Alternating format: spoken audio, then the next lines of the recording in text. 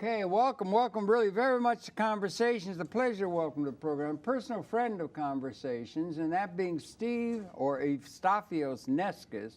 He's visiting us from Virginia Beach, where he's residing, but he's been a New Yorker for a good part of his life, and he's interested in a great number of things that we share and have shared over decades-long association. And Stephen, welcome so much to the Conversations as we approach the presidential election and so forth. It's such a pleasure to be here always with you, Harold. We got you down as a systems thinker, or why don't we allow you to share yourself? We've known each other for decades, and you've always been interested in a great number of things, systems thinking, large patterns of understanding. You're also entrepreneurially inclined. But Right. Why don't you share your own background, and maybe we could even start with you're born and raised, educated a little bit, and then your time in New York, and then we'll just talk about cabbages and kings and you know what you're up to.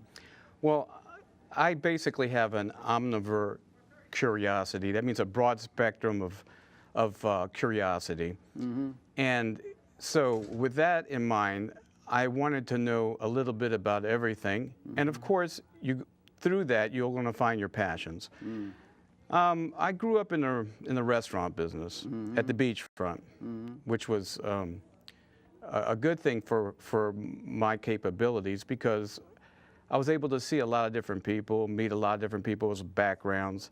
So as an omnivore, I was able to see how different things worked. So I really had a good time learning that. That was in Virginia Beach? Yeah. Yeah, okay. That was your home where you were born and raised, yeah. Right. Okay, yeah. So you have a wonderful dad. Yeah, he's 95, just turned to Yeah, 95. God bless him. Yeah, Yeah. great guy, yeah. So being a systems thinker, I had a little vision come to me, and we talked about this. I had this inner voice. You know, it's a spirit that I call spirit. And I was on my Hobie cat. What's a Hobie cat? It's a catamaran. Oh, catamaran. Yeah, It's and boat. I heard New York City going bankrupt. So I said, how can the financial capital of the world go bankrupt? I said, man, this world is falling apart. Let me go to the islands and hang out. What year are you talking about then? Well, roughly? that was in the 70s, right? 1978, 77, when the whole thing was falling apart. When they said drop dead, the president said drop dead to New York City. And the financial crisis, yeah. Right, and Yeah. and everybody was abandoning the city, just you know, and just leaving it. So the inner voice said, "Weren't you born in New York City?" And I said, "Yeah." And I said, Were you born in? "Yeah, I was born in New York City." Oh, you didn't bring that in. You were raised in Virginia. Yeah, I was raised in Virginia, born in New York City. And so to make a long story short, I reluctantly said, okay, let it be so. Let me go find out why. Because I was part of the peace and love movement. Of course, the peace and love movement turned into the me generation, right? Yeah, yeah. And, okay, yeah. and then everybody just went for their own well-being, basically. So when you do that, there's an important thing when you have a thought or something come into your beingness, you have to be able to be aware of it all the time, in the now. Be aware of it. It's like a radio station. If you have a certain frequency yeah. and you turn it to like 99.9, you may get the point. Another one, you get the country radio station. Whatever you tune into, you're going to receive. So a thought is a tangible form of mass. Once projected, you shall receive it. Okay, interesting. Yeah, Okay. yeah. It's something that scientifically is being proven now. Yeah, but how does that apply to your life as you were describing? Well, this is how it works. So I said, okay, let it be so. Sure enough, somebody comes into my restaurant, not even looking for me, looking for my brother, saying that he's not here. But as we had a conversation and we went through this, he goes, you know, I'm not going to be able to do this project, but you can make $1 million. And he pops his little airplane and he throws it, and it flies around the room and he catches it. And he goes, he's right outside of New York City in Hackensack, New Jersey. And I said, this guy is taking me to New York City. Because I was aware of what transponded on my Hobie cat. And I don't understand. Transponder? no, what happened on the Hobie cat? Oh. Okay. The whole episode. Oh, okay. So I always kept that somebody was going to I was going to go to New York. I didn't know how or where. Oh, I see. I see. So oh. as long as you keep that agreement in your mind open, like a radio frequency, the events will happen. Okay. Transpire, right. You form your own reality, some people would say. Yeah. It is. You can be a part of your destiny, or you can be reactive and be a part of somebody else's destiny. Well, okay, you got a philosophy worked out here. Yeah, right. Right. So a thought is a tangible form of mass. Yeah. Well, I ended up going to New York. Okay. I don't quite understand about the airplane flying around, the $1 million or something. Right. Well, the project took me to New York. There was a project suggesting you come to New York to get engaged Right, in? right. Okay. So that project took me to New York. Okay, And a lot of little vignettes, I call them, happened to bring me to a certain point. At that certain point, I said I had enough of New York. I went back to the beach, back to the restaurant, and said, it was a nice try, but New York's a little too much for me. How long were you in New York at that time? One season. One season? Yeah. 5 months? Or? Yeah, 5 or 6 months until the summertime. From the summertime to the summertime, let's say almost a year. Okay, almost a year, yeah. So I looked at the smog at that time, it was pretty heavy. I said, that's time to go back home. I go back home, doing my restaurant thing. Sure enough, somebody comes into the restaurant and say, I got these laser prints. And I thought they were phenomenal too. You know, they were the state of the art at that time, 7 layers. And the guy goes, you know, you can make a lot of money in New York City selling these laser prints. I said, you know. What's a laser print? It's a picture that was 7 layers that looked like a painting. Oh, okay. So sure enough, I said, you know what? They're not going to let me out of New York.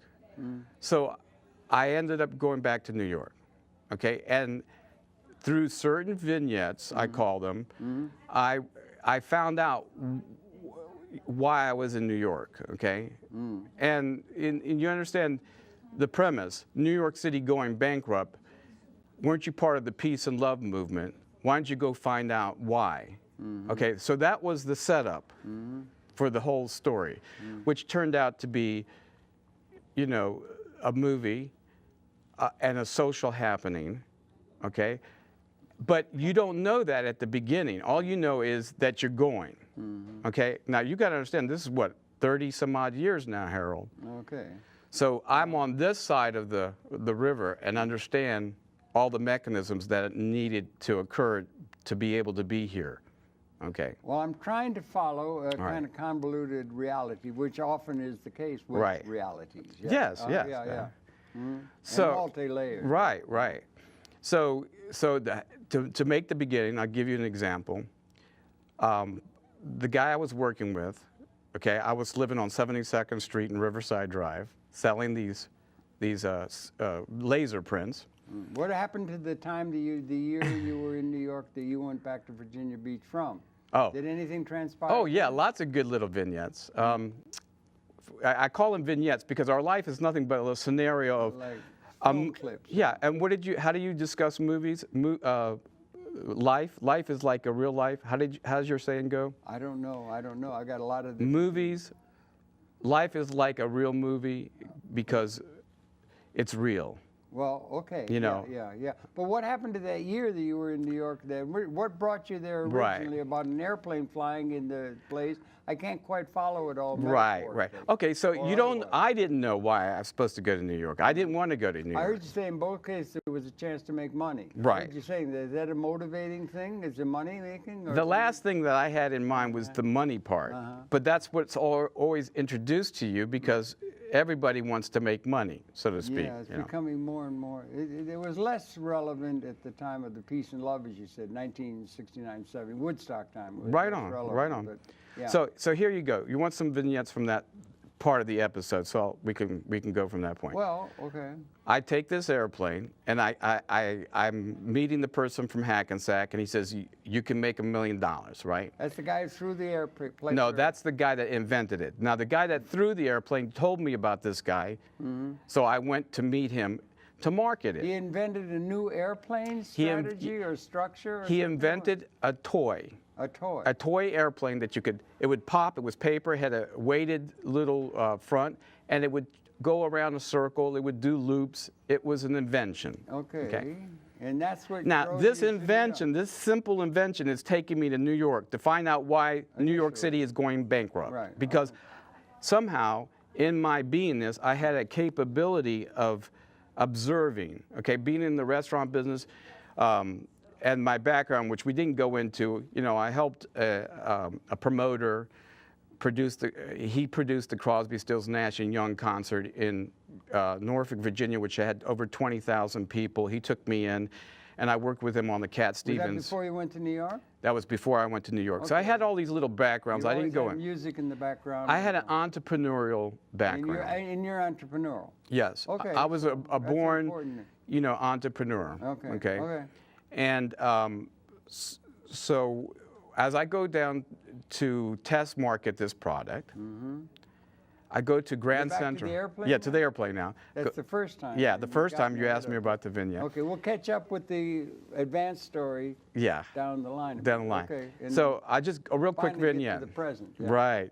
So I get this airplane. I say, I got to test market it. So I go to Grand Central Station, and right in the middle there's a car. You know how big Grand Central with the Yeah, big huge. clock and Yeah, everything. yeah, right. And I don't know anything about New York anymore because I was 2 years old when I left, basically. So Right. Okay. I'm experiencing the experience for the first time. I get this airplane right there where the car was displayed, right in the middle of everybody walking, and I start throwing this airplane. Now I've got a lot of people around me. Off to the side, I see this drunk holding the bottle. I'm going, oh God, I hope he doesn't try to fly the bottle like my dipper too. I could see somebody getting killed, him tossing that, you know, that airplane. Anyway, so as I'm doing this, I get this crowd. Cop comes over me because, hey, what are you doing? You know, That's typical New New York, Yorker, yeah, right? yeah. And I said, well, I'm from Virginia Beach, and I'm test marketing this product. He says, give me your license. And he looks at it. He says, it's from Virginia. He says, I can act in front of a large audience, too. And he looks at it. He goes, get out of here. You know, Yeah, typical New Yorker. New York scene, yeah. Yeah, right. it was beautiful. So those are vignettes that I didn't know what they were going to be until later down the road, okay? So I go to another location, kind of quieter. I take the shuttle to Times Square. Yeah. I go up to the Yeah. second floor, Yeah. and there's a bowling alley, a bathroom, and this bar. So I said, the people are going to that bathroom. I can do it there and kind of quiet, test market the product. And as I'm doing it, I'm watching this guy look at me from the bar. So after I test market the product, I go Yeah. and I go up to him. I say, hey, you've been clocking my act out for about an hour. How can I help you? Yeah. He goes, you know, I like the way you handle yourself in front of an audience. I am in the promotion business, in the advertisement business. And I'm promoting the Paul McCartney Wings album. Okay. And this product would be a great product. That Yeah. wasn't Frank Petriculo, was it? No, it wasn't Frankie at that time. That was the second part of it. Was that Richie Havens? Richie Havens with, Frankie. Well, we'll get to that one. Okay, yeah. So I said, well, I got to get back to the beach. He said, no, I'm going to fly you back. So now I'm on Madison Avenue in a big advertising department, and he's taking me all through it because he thinks I'm the latest and greatest idea man, right? Make a long story short, this guy has a heart attack. The guy that invented it, right? He's eccentric. He doesn't want to do Paul McCartney and Wings. He wants to keep it his name, The Dipper Do, right? And I'm going, people are crazy. Because I knew they were crazy. That's why I stayed in the restaurant business, away from everybody, and I wanted to go to the islands, you know? I knew this, you know? I'm trying to follow all these So, convoluted. Yeah. roller Well, it's not. coaster ride. Yeah, Go it's ahead. not convoluted. Yeah. They're vignettes. Okay, yeah. So to make a long story short, that project collapses. He gets kicked out of his own company, the board of directors or whatever. Yeah. And I'm sitting here saying, I'm going back to my restaurant. That's when the guy with the 7 laser print comes back and says, oh, and then that got you back to got me back. Said they're not going to let me be away from New York. be away from New York. There's going to be something that continually does this because they want me to be a part of whatever is going to be happening, which is now. In both cases, I hear you saying there was a chance to make some money. Yeah, but entrepreneurially challenge. Yeah, but money, understand, and a lot of people, when you say money, their wheels go around like this, and they go, oh, he's all about money. Or, you know, to some people, that would be a good thing. Yeah, a lot of the world is, that's all there is. You know? Right, yeah. right. So I know that to a lot of people, money is a bad word, you know, and to a lot of people, money is a good word. I did not think about money as being my main interest because I made money at the restaurant. Yeah. You know, I had income. So that wasn't my premise for going. My premise was going is to find out why New York City went bankrupt or is going bankrupt. Okay. And did I fit in the peace and love movement? Okay. And I didn't really want to go. So the second time I come, I start selling these laser prints. The guy from Brooklyn says, oh, you're doing really well in this apartment. I think I want to move in. I said, no problem, I'll go across the street. There was a single occupancy hotel room. It was easy at one point to get housing and everything in New York. Yeah, well, there was a motel there. Yeah, you could just move down the street easy, no problem. I figured I'll go across. Unlike now. Yeah, well, it was still expensive. The time that I went to one person's house, and she goes, oh, I'm paying $900. I said, you're paying $900 for this? I could be in a mansion on the water for, you know. So it was still expensive relative to, to Virginia Beach and other places. World, yeah. So I saw a motel there. I said, no problem. I'll just go down there and get a room, and I'll start selling the prints. And I go in, and it's a single occupancy hotel room. Okay. Now, if anybody's never seen one, let me give you the rundown. They're small rooms with the bathroom in the middle of the hall that's being shared. And this one happened to be very, very small. It was a rectangular with a little sink. But it was facing the street. And it had a window. And I said, you know, if I'm going to make a stand and I'm going to learn, I might as well start from the bottom and work my way up. I said, this is a perfect beginning scenario for the vignettes of the movie. You know, the movie being this movie that you have, an idea for. An idea for. Okay, of finding out why. And you're seeing your life like a movie. Well, yes. Yeah, okay, right. And you could write dreams upon the screenplay of what that movie ought to be like. Sure. A dream board. Yeah, the dream board. That was one of the things. We got to move along. We only got an hour. I know. We're still back in your early youth. I know, but we can expedite it. But give people a setup so they can understand how I became what I am today. You know, that's important. So to make a long story short, I asked the guy, if you got a bigger spot, let me know. And he found a bigger spot for me. It was a square room with 2 windows facing the Hudson. Now, you got to understand, I was facing the Hudson at 72nd Street in Riverside. I'm facing the Hudson on the 71st Street house. And I ended up in Tribeca. Well, that's a long way down. Yeah, down the road, facing the Hudson. Yeah, and I lived on the water, so something about... Independence Plaza. Yeah, Independence Plaza. Yeah, that's later. So I go... Just a little jumping around for people. You try to bring it down to earth here. All right, I will. So anyway, the river on the houses... the house on the water was something that was kind of an interesting scenario. Looking west. The Hudson, I'm a West Side guy. Yeah. Okay. So I get out there and I find out that Ashford and Simpson lived on my block and Barry Lowe's manager lived on my block. I said, this is perfect. I'll start from the bottom, meet people, and work my way up. And I ended up... In what business? In what? Remember, I was writing a movie. Okay. Yeah, go on. The scenario was the media business. Okay. The media, movies, and everything like that. I heard you say that. Right. You became a screenwriter. Right. That was the idea. I'll just write all these vignettes, and make a movie out of it. Okay. And I'm kind of like the camera. So I'm walking down. Well, I think probably a lot of people get into that kind of a head. Right. And well, most movies are about scenarios of their life. Right. Okay. Yeah. Right. So I ended up meeting all these people from abandoned buildings all the way to Richard and Bill Paley of CBS, right? Richard and Bill Paley. Bill Paley was the founder of CBS. Right, What right. do you mean? You met them where? In At what his house. context? Well, Why? in the vignettes that I These are vignettes you make up in your head? No, Or no, these are actual real things? real things. How did you come to be meeting with William Paley, the head and creator of CBS? Okay, well, we go But there. you got, listen, the thing is, this is New York City, this is time, this is Friday. We got to get down and get to the present. And Right, sure. You're still, well, you asked me. move along, move along. I'm just telling you the story. You Move want to know? along, little doggy. You want to know the specifics. Yeah. The specifics was a letter of introduction. Okay, but you got to imagine that I'm using this premise. Okay, if you want me, I said to the spirit that brought me here. If you want me to make this happen, then you got to make it happen. I'll be a vehicle, but you got to put the scenarios in front of me. Okay. So here I am doing the different scenarios.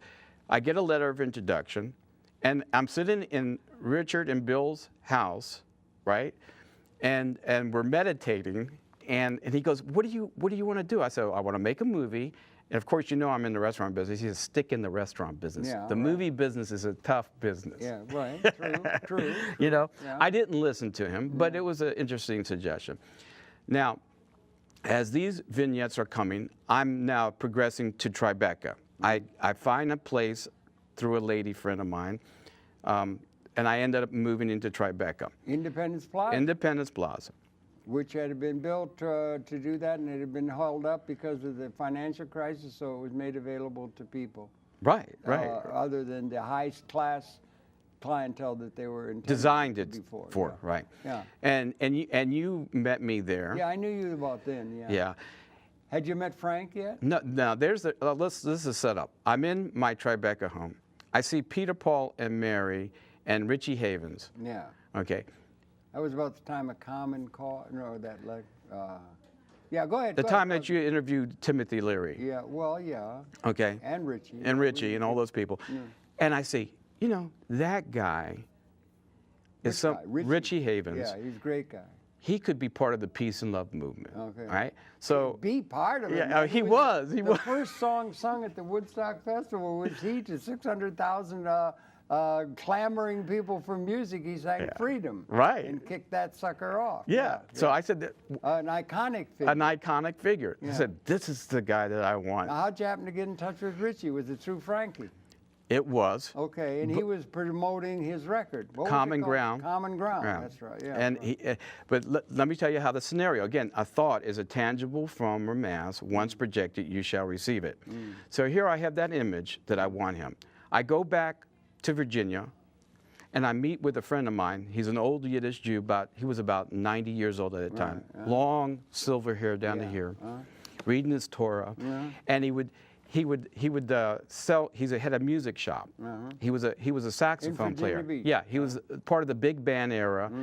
He was now had a music shop that sold bongs and albums. And the kids used to come in. And he goes, "Can I get some screens?" He goes, "Is that strings or screens?" Yeah. And he would lay on a big bud. And he goes, "Do you have good grades? Let me see your report card, because I'm not going to give you a bong if you don't have good." He had that mentality. Nobody would bust him. He was untouchable because he was part of this old beach scene. Yeah, Okay. right. Okay, yeah. Now, to tell you about how scenarios go, he had been interviewed, okay, about the beach people. And I had come in from the restaurant with some food because I often came to him and we talked. We talked many different things like we're talking You now. can talk your head off. Absolutely. yeah. So the lady interviewing him goes, "Who's he?" "Oh, he's a movie maker," because he knew about my project. And what's the movie about? Well, at that time it was called Dare to Be Free. And so when I come back to the beach and I say, "Daniel, I found somebody that can help me do the soundtrack for the movie." And he goes, "Who?" "Richie Havens." He goes, "Richie Havens? Ain't that a kick? He's gonna be playing at Abbey Roads and he's gonna use my place as a Place to crash? crash and hide out Yeah, for a right, while and right. everything." So he goes, oh, by the way, read the paper. And he goes, this guy sits down and he says he's making a movie. It's called Dare to Be Free. And he goes, now you got to do it. And then I go, yeah, but now you're in it. So that was one of the vignettes. So you got to understand, I'm writing a scenario, a whole movie about the Great Awakening. I didn't know it back then, okay? I didn't know it was going to be about this social media experience that we have now. Now you're the system, the present, yeah. right? So I meet him 3 different times. One time was behind at his shop. Too many people around to discuss a movie project, you know. I would sound like a crazy person. Yeah. So he says, don't worry. You'll meet him backstage because he's at a big concert at a campground with Leon Russell, John Sebastian, you know, and all that. So I go back there, and sure enough, he comes back there with 2 girls in his arms because he was quite a ladies' man, and still to that day. And he goes, you know, hi, and says a couple of things I can't say on camera. And then I don't see him anymore. So I said, well, how am I going to meet him? Sure enough, a friend of mine that I was at the beach, she was in the advertisement business. Her father was a very big advertiser. She says, here, talk to this person. I said, who is it? He goes, talk. This is Frank. Is it Patricolo? Frank Patricolo, right, good friend. Frank Patricolo, and I understand you want to work with Richie Havens. And I go, yeah, I have a project I would like to work with him on. Well, we're doing the Common Ground album, and we want to promote it in Norfolk and Virginia Beach area. So I'm always interested in making $1. Let's talk. Well, we talk like we're talking now. He goes, you know, you're a visionary. I want you to be a part of the business. As a matter of fact, I have a dear friend of ours. His name is Harold Hudson Channer. It's his birthday. And Richie will be there, and I'll personally introduce you to him. And so there's the synergy. See, I want to let people know, and I know you don't quite feel the same about it that I do, but I experienced the experience, so I'm only talking about what I experienced.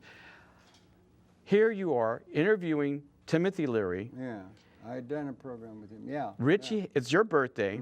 Richie Havens sees me for the 3rd time, goes, you.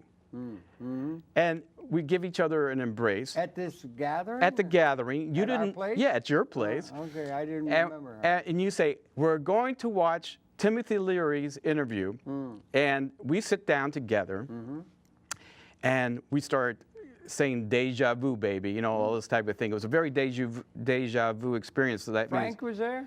Frank was there. He's the one that was there? Yeah, Richie was there. It's a long time ago. Was the guy who's Rev Billy, was he there? No, that was another Later? time. Yeah, it was later. Yeah. Okay, yeah, there was another. Harriet and everybody was there. All the artwork was there. And this was in Soho. Yeah. Oh, okay. Yeah, Go ahead, it was in Soho, your apartment in Soho. So we sit down and say, you know, what the 30-year-olds are knowing, the 20-year-olds are knowing, and you know, it's being handed down another whole generation of information. And sure enough, just as I got... so on Crosby Street. Yeah, on Crosby Street. Now you remember? Are the synapses firing, darling? Well, it's just, there's a lot of water under the bridge. It is. It's been that long since we've known each other, you know? So Richie and I look at each other and go, deja vu, baby. You're going to be working with me on the project. So here I am. I started working with Frankie, and then I ended up working with you. Frankie Patricolo, I was born and raised up on the Upper East Side. Yeah, he was great. Yeah, great fella. Great guy. Really great poet. Great close friend. He was part of Null and Boyd. Right. One of the best teams. He and Mikhail Horowitz. They were the greatest. You know, I mean, in terms of you know, riffing on things in a poetic way. You know. Really brilliant person. Absolutely brilliant. Yeah. So we had many different projects that we worked together on. You and I. Yeah, you and I. Yeah, I did most of it with the remote. I had that big old town car which was a great asset. And we worked those 3/4 You inch had decks your place down on Independence in the Plaza? Independence Plaza. That way you were living like a lord. That's what you used to say. Yeah, yeah. I didn't realize how good Yeah. that place was, by the Yeah, way. oh my God. Yeah. But I had a parking garage. You could drive in anytime you want. The parking garage, you had an elevator right up the apartment, overlooked New York Bay and everything. Statue of Liberty. Statue of Liberty and Yeah. all that. You were living like a lord. It was Yeah. quite an event. And we went to many learned people, and you did your thing as an interviewer, which you did so well, and you still do. And we were interviewing Nobel Prize winners, bestseller book authors. You name it, you covered it, from Rabbi Dome to, Well, you a know. lot. Yeah, And we had done that about 3,000 hours. I know, isn't it over the amazing? long haul. Yeah, go ahead. So beknownst to you, I'm creating vignettes, writing this thing. You're writing your movie all the time. Right. You used to talk about the dream board. The and dream movies. board. I'll throw it on. I didn't know what the hell you were talking about. Or I'll throw it in the movie. Yeah. Remember, I always Yeah, said yeah, that, yeah, right? Yeah. So all these vignettes were important to me. You didn't know what the hell I was talking I had about. no idea. Right. So as we grew into this, I started seeing what the mechanism was, obviously. I didn't know if I could pull it off, and I didn't have it all quite together at that time. Right. Right. Okay. But there was this thing called the internet that was popping up, big. That was just starting. I guess. Right. Yeah. And I realized that one day technology would get there to a point where a lot of these things that I was thinking about, community and things like that, could happen. But I would have to wait for the right timing of all this type of stuff. So as we worked together, I developed these mechanisms, these systems that can interact with society. And that's where we are present. Oh, you want to go through that with the thing and got to the present and everything like that. Oh, okay, good, yeah. And you've gotten a lot of. That was the connect. That was down memory lane for me. Yeah. Frank was one of the great lights in my life. He was a great guy and everything. I may try to play a program with Frank. You know, he did a thing where he was raised in he was raised on 104th Street, I think, up in the Eastville Village, right near where Manhattan Neighborhood Network has a new facility. Right, He was right. raised with all Italian, and he was a bopper and all that kind He of was, stuff. he was. So this is part of the thing, and Richie Havens was great and all that. There was all that stuff going on. But now we're up here in 2012, we're coming up to election and all that kind of stuff, and you're still doing things, and you're thinking things through in a very comprehensive way. You had to build on the thing as a systems thinker. You're interested in things in a big pattern and so forth about what's going on. Are you optimistic, pessimistic for the human prospect? Well, you know that in my album, it's called Grow Up or Blow Up. Okay. And in one scenario, we have all the grow up sides. And on the other scenario, it's all the blow up sides. And you choose. There are two dynamics going with everything in between happening. Two dynamic. Wait a minute. Within what time frame are you talking? And when you say systems thinker, I wonder if we could talk about what does that mean. Now, systems thinker can be used by people in an automobile plant. They're going to make a new Dodge Dart. Sure. And they've got the guy who's going to make the fender, the guy who's going to make the steering wheel, and they're working as a system. That is, they're coordinating to get a certain things done. Or a systems thinker can be somebody who thinks about large patterns on a global scale, on a universal scale, broad intellectualism. What do you mean when you say you're a systems thinker?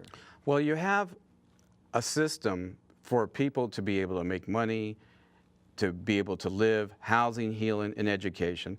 And then you have a system for the broad patterns. It's two different things, like the future, as you would describe it. How do you describe it? The future? I'm sorry? As a system. I don't know quite what you're Well, asking. you talk about a qualitative and a quantitative experience. Well, what I'm doing is I'm not, okay, yeah. You want to say it? Well, I don't know what to say except that we're at a time I think Yeah. we're at a time of qualitative transformation. Transformation, no, right. but when I'm saying systems... But in order to get that, as a systems thinker, to get to that qualitative transformation, you have to develop mechanisms that allow society to get to that point. And Well, and if I may, I fill in the gap between now and that qualitative change that you like to describe. So think about, I bridge these mechanisms to help for housing, healing, education, so we can get to prosperity, so we can get to those qualitative changes.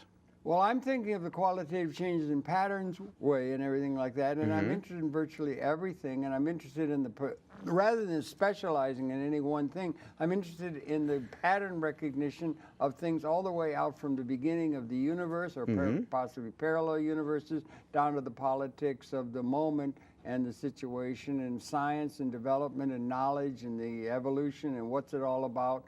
Kind of question. Sure. Interested in virtually everything in the relationship between them. Right. And try and see things in that very comprehensive, I guess it's a kind of form of intellectualism where you're talking about all these kind of things.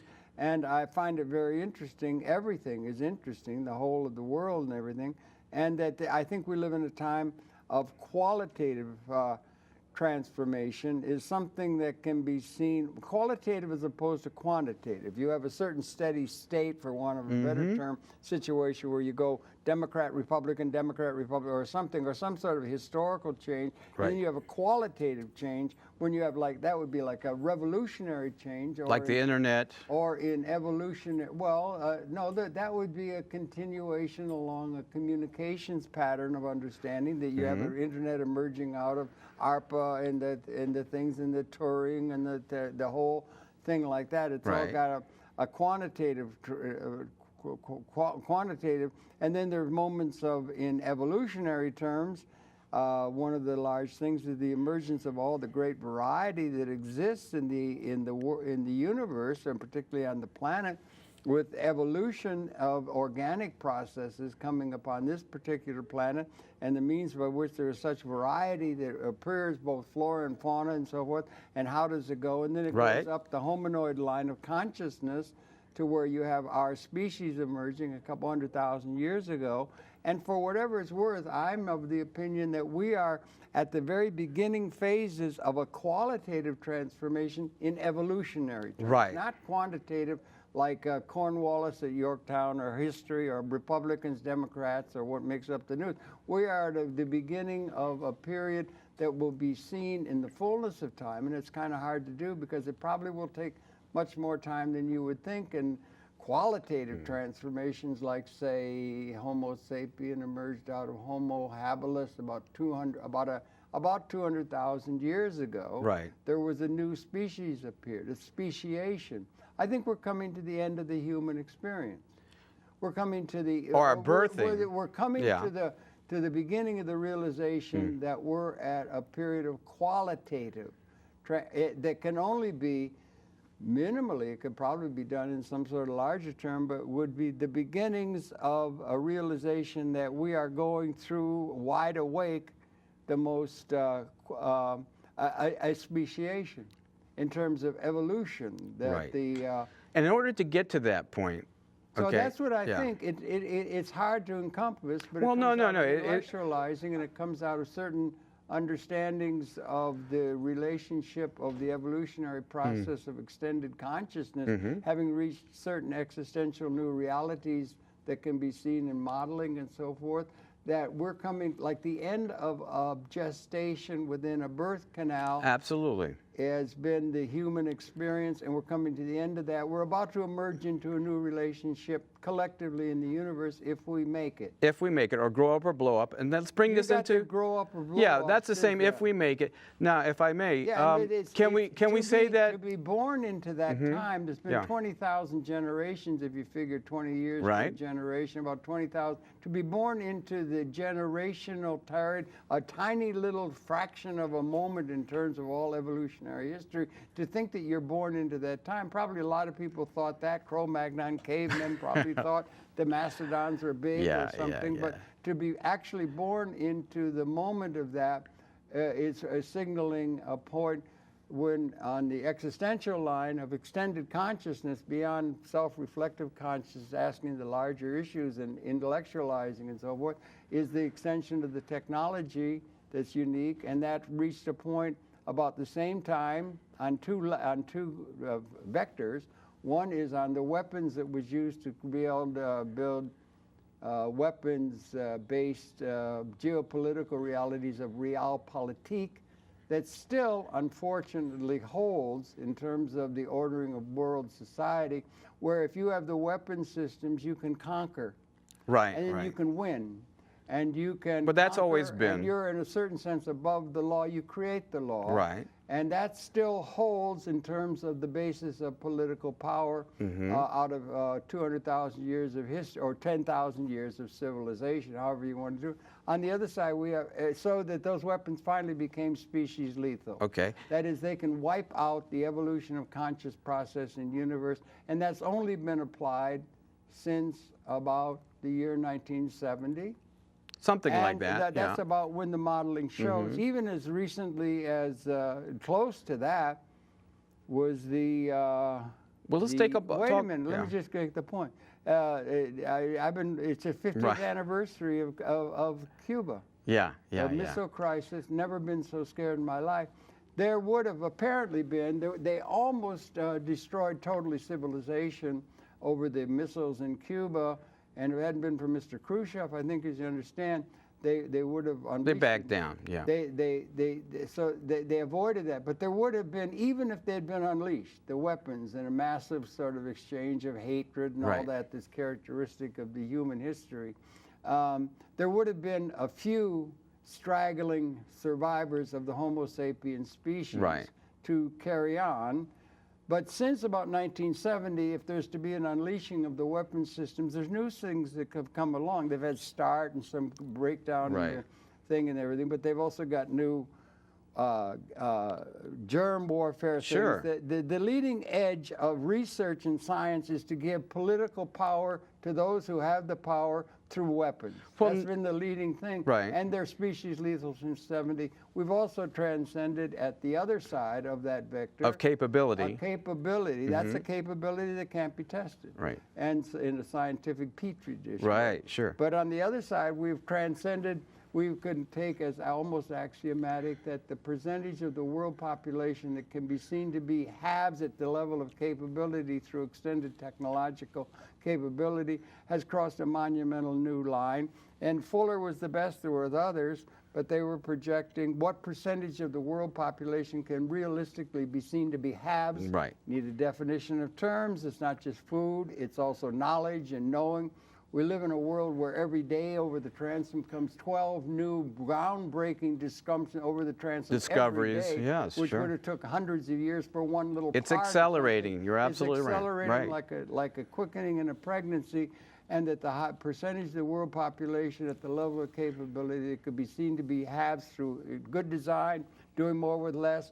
We reached the point where that percentage of the world population has been able to go from 10 to 20 to 30 and to cross the 50% mark about 1970. Great. And that's on a qualitative. Is a great candidate Right. to be seen in the fullness of time on the hope that we do make it and not just blow up, as you said. Right, right. If we do that, then in the fullness of time, we're very likely to see the beginning moment in evolution of all history, including human society.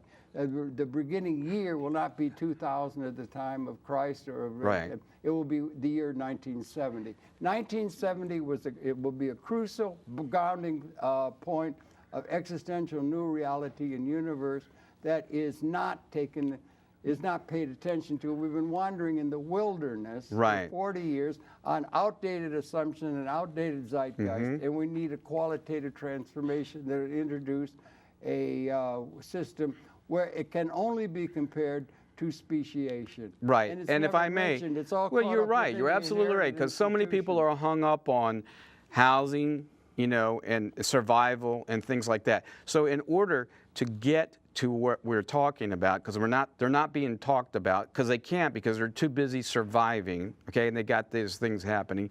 We have to develop systems or mechanisms or models that allow us to get to that point of, And you of can't that. do it from any one of the one specializations that people have all been broken down. Well, you need them. You need the specialists, just like Howard Well, Bloom said. yeah, but you also have omnivore type people like us that think Well, the that's wide usually- pattern, that's and usually we're on the every- fewer people that do that. Well, Okay. I don't know. I'd say we. I don't know. It's system. It's well, systems we, think- because but you're a again, systems we talk thinker, about and I'm a you got systems you up as thinker. systems thinker. You want to call yourself that. Anybody can call themselves anything they want.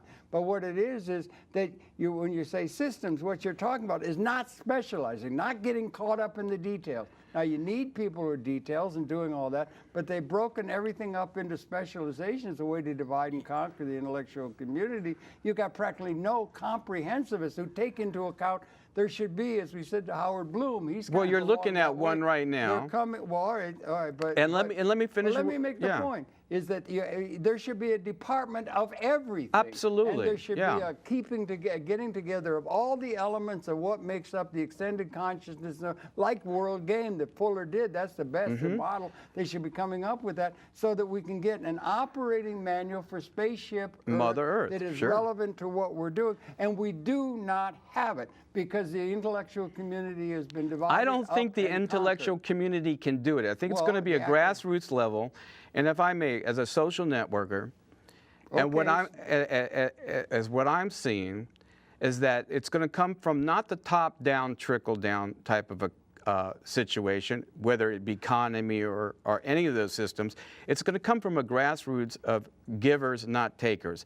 And it's going to take systems like people like myself that develop systems that people can interact with to develop housing, healing, and education so they can have enough prosperity. Let's just take one system so we can discuss it, and you're very well aware of it, binary economics. Well, that's a thing of economics. Yeah. Okay. And would see, you... economics? yeah. Economics is too narrow. No, it isn't, Somebody- and I I'll saw a explain thing- to you why Eco- that no, is. but No, the no, I'll disagree with you. Let me All right, tell you all why right. I'll disagree with you on that. All politics is economics. Well, you know, you say that, but for people to be able to think about systems, they have to be housed, healed, and educated, and have prosperity. Okay, without those covered, you can't think about systems. You're thinking about the day-to-day livelihood of survival. Okay, so as developing these systems, okay, one is that people have to own the capital production. If not, they're going to be either very poor or very rich. And that's what has happened now. People have become so much in debt, and only 1/10 of 1% own 90% of the wealth. Okay? Well, it seems. That's why you have the 99 percenters and the 1 percenters. Well, I just yeah. see that as a pattern of history. Let Let yeah. me say, I think everything we're I don't know, 200,000 years, 20,000 generations. It was until about 10,000 years ago that we made the Neolithic jump, where we discovered agriculture and began civilization. It's always been. No, Right. wait a minute. No. It's always been a small group. They called them pharaohs. They called them Yes, kings, yes. who ruled everything and would rule through political power and so forth, and got whatever the intellectual capability there was to serve their interests. And it's always been a small group of people who ran everything, and the peasants were nothing more than peasants wallowing around in the mud doing what they're told. Quasi-slavery. Now- a little window of what Yes. was called democracy in Greece with Aristotle and all that. But A didn't you little just thing say like that we're in this birth? Well, no, okay. but I'm saying that. Okay, thing hear you're me talking- out. Hear me out. Well, all right, but you're Okay. talking about something you said it's always been. It's always been, But- in terms of the future, where we're going now, unjust. We have the ability to liberate the human society within an Right. ecological context that we have not had historically until now. Right. That's the point. Absolutely. This is a time of This is the point. qualitative, not quantitative, qualitative in the largest sense of the word, capability that the time we have been born into, and nobody ever mentions it. All they do is talk about Republicans, Democrats, all the kinds of Yeah, things. but Harold, that they talk about. unfortunately, you are a big systems person, and you're Yeah, not that's thinking about the nuts and bolts and then this is how I would like to describe that. There are many pieces of the puzzle that have to be put together so we can see that big picture, that big systems. Well, okay, I consider this the dark ages of the modern era, where all these old scenarios are still playing out. All of your Republican, institutions. all the antiquated, outdated modalities are here. Now, let's look at what modalities do we need in order to free us from the tyranny of history, Well, the nightmare of history which we're waking up well, from. James Joyce had Daedalus called nightmare. The history is a nightmare from which we're attempting to awaken. I like Right. that metaphor. Right. But it's always been unjust, and it is now. And the pattern. But it doesn't and we have drive to into be. the future, It doesn't have to We drive be. into the future with our eye fixed firmly So on let the me rear share view mirror, one- reifying outdated institutions, which is virtually every institutional assumption that operates on this planet. Okay. They're all outdated. So and let's we talk need a about vision of something new. All right, Okay. that's what I'm saying. Let's start with binary economics as Well, a that's potential. something It's something on the board. Nothing's absolute with us. Okay. It's just let's put it on the board. There is a thing called CESJ, Center for Economic and Social Justice.org, right? Yeah, that's new. Binary economics, which if people own the capital production and received a dividend from it, to this date, they would have $1.6 million in dividends, $465,000 in savings, with a retirement of earnings of $46,000 a year. Now, if we did that and had a mechanism where money is no longer an issue, but our dreams and aspirations, There's we only could get, one wait if I issue. may, we Yeah. could get to Star Trek, Yeah. which would give us a birth to that of what you speak of. But people like yourself, even though did you say nobody is speaking about it, There's no mention. yeah, but you don't understand that you need these mechanisms to get to what you speak about. Well, I know, and but- that's where I come in. I am creating these systems to get us to the point of that great awakening, that emerging of something that Bucky used to call. Buckminster Fuller you're talking about. Yes. He was a serious systems thinker. Right, right. Yeah. And these are how I cut my teeth on your thought, Norm Kurland's thought, and I want to give out a shout out to Norm Kurland, CESJ.org. Click on the Capital Homestead Act, check out the ebook, it's free. And this is a financial mechanism that will allow us to be free. I met Norman way down in Washington on the way back. You're talking way back. It was the day of the inauguration of Richard Nixon to his second term, having won overwhelmingly the re-election after you were still a professor, right? 1972 in Washington, and that's when I met him. And he was had an office there supporting Louis Kelso's vision, which I had been introduced to by Marshall McLuhan as being relevant. And it was unknown and had very little understanding in terms of having any relevance. Everything was in the realm of economics, Right. another specialization, which gets very specialized out, and it's the specialization which divides and conquers the intellectual community writ large, because it's not enough to be into economics. You got to be into economics in terms of a larger context. But Norman was great. He set that up. And then he's one thing, the binary economics thing with Louis Kelso and all that. And why do I say that that's important? That's well, not, yeah, but that's... Let me just finish why, if I develop the systems. No, but you don't talk about that like that. You don't, it's not important. It pales in importance in terms of bringing up the major premise. We have transcended material scarcity. It doesn't pale, and I'll tell you the reason why. No, it okay, does. no, let me share the why. It's the one why. way. I'm going to give you the why, because it actually helps us get to that point of transcending scarcity. In reality, Well, you're gonna we have the argue for one part. No. We have the capability. Yeah.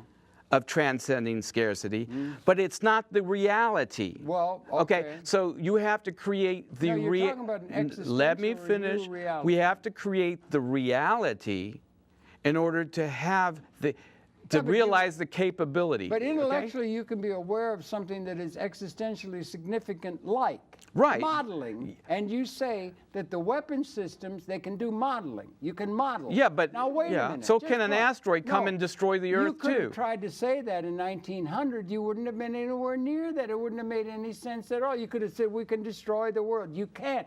But when you can model it, and that is a capability that is not as abstract as saying something that's 1,000 years in the future. Well, you can model CESJ as being a realistic way of getting people to own the capital production, because without people owning the capital production, okay, we shall be only job. But you can't get over that. Having a job. So if you don't want to have just a job, but you want to Yeah. own the capital production, Yeah. so we can have more leisure time to do the things that you're talking Yeah, but about, don't you have to understand? build a People- system. People equate leisure time with poverty because the only way they have. You are within the- interpreting it that way, but we're not putting that as a premise. We're putting it as a premise that there can be a system set up that will develop housing, healing, and education and free us from this nightmare that we've been Well, why under, just this roller housing, coaster. Healing and education. Why not Well, everything? Of everything, but Everything. I'll tell you So the reason do it why. The way in which you're going to, are you going to keep, are you going to, one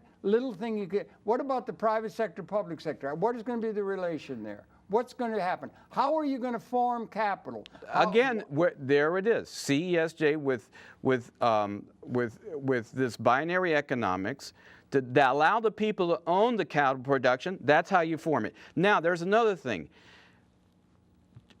People with like minds doing like projects.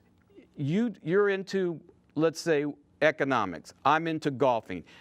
I may not know anything about economics, and you may not know anything about golfing. But if I go with the golfers and develop the latest club and whatever, then I can move golfing forward. If I'm into economics, then I can move economics forward. Then there are the generalist people like us that look at all these mechanisms and say, how do I take all these mechanisms and move them forward? My contention is there's so damn few that it doesn't exist. I know you freak out about It that, doesn't Harold, exist. but there it's are no systems thinkers anymore. That's what I'm saying. It's there's all- not. You're saying no, there's a not few. enough of us, but No. there are systems Well, thinkers. who are they? Where are they? Why are their names not Look up? straight here. Well, okay, you claim that for yourself. That's nice. You but- can do that yeah, if you want. yeah. Anybody can do that. But what I'm talking about is in the general reporting, in the notions, in the understanding. The headlines going through Times Square. So you have a problem there with- should be a headline yeah. saying there is enough. It's never said. The assumption is all that there is not. There's no possibility anywhere of there. There is a book out now, Abundance. People are beginning to talk about it. There's some of that comes up on the internet. But in terms of the intellectual community, the peer review, the universities, the way they do. It's not all going they to do come is from the divide it. intellectual community. Well, And why? no, Why do I no, say no. that? Systems I'll tell you the why. Systems thinking would have to be subsuming the intellectual community's mandate. But it can't come from that right But now. then it's not real systems thinking. If it's Not true. If it's Not if it's true. just I gonna be have to some disagree ignorant with thing you. Of people saying I'm free or some sort of thing that there was not. Based on any Harold, some of the understanding. greatest minds never went to school that created the greatest things. Okay, I don't. But I don't. Okay, so I'm just yeah. working. Okay. Well, listen, we're coming to the end. Okay. And now we're not quite through yet. We're almost through. But anyway, put up the graphic so it shows his thing if you can again. And this is the thing that is coming down to where is the difference. I just think that we're on. I asked you, I think I said, are you positive or negative about the human prospect? I think there's good reason to still be negative. We're likely to blow the whole thing up rather than liberate. And I'm that's a positive. problem And I'm because you don't positive. it's not a problem of all kinds of people who want to make a lot of money and make it within the old way. It's a problem of systems thinkers that we need.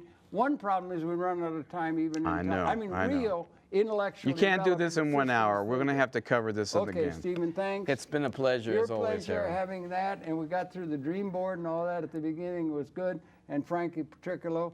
And thanks for viewing. They didn't seem to be able to get your thing up to stop.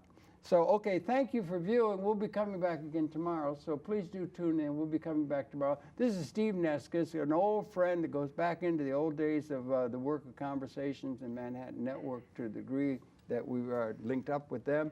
And thank you for viewing. Get out and vote, everybody, in the election, Please. and read the implications of it well. Thank you.